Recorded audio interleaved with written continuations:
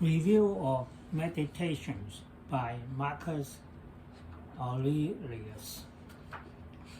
Among ancient Roman emperors, Nero and Julius Caesar were probably household names.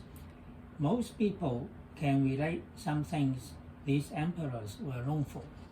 Nero with the Greek fire of Rome and Caesar with Cleopatra. However, when asked about Marcus Aurelius, a significant number would probably respond with Marcus who?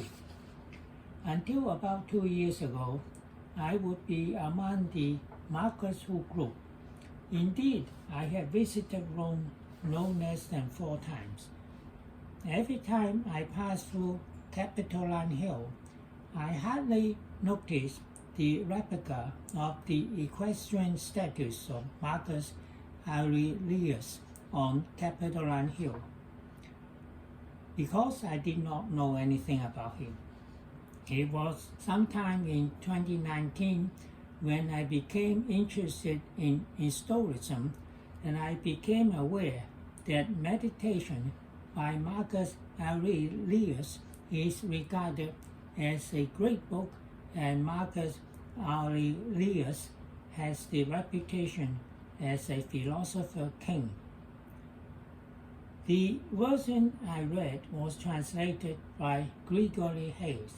Hayes' introduction gave a short summary of the life of Marcus Aurelius and his philosophical background. It was pointed out that Meditations was neither a philosophical treatise nor a diary. Rather, it was a set of private notes for the author's own guidance and improvement. Even the title was not from the author, and the origin of the title was unclear. There was no indication that these notes were intended for publication. There were 12 books or segments, each containing a series of statements and short paragraphs of the author's thoughts and meditations. There was clear influence of the Stoics, as well as influence of Socrates, Plato, and the pre-Socrates thinker Aurelius.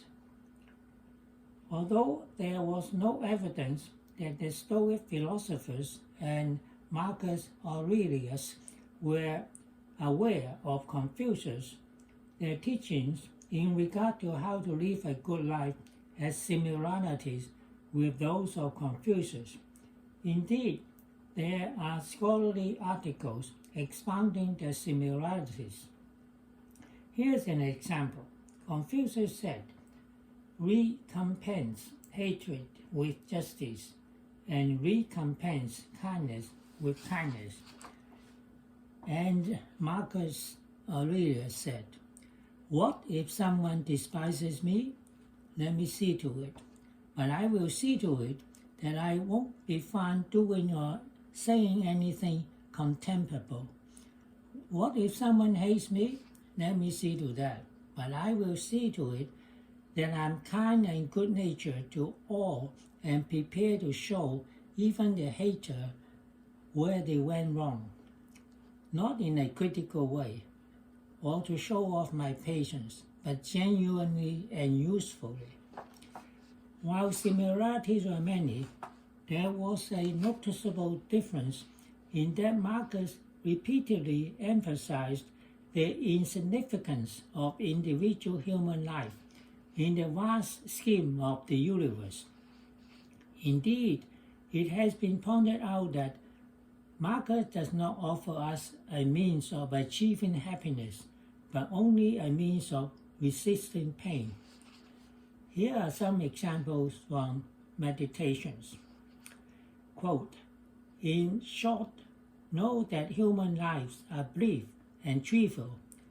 Yesterday a drop of semen, tomorrow embalming fruit, ash.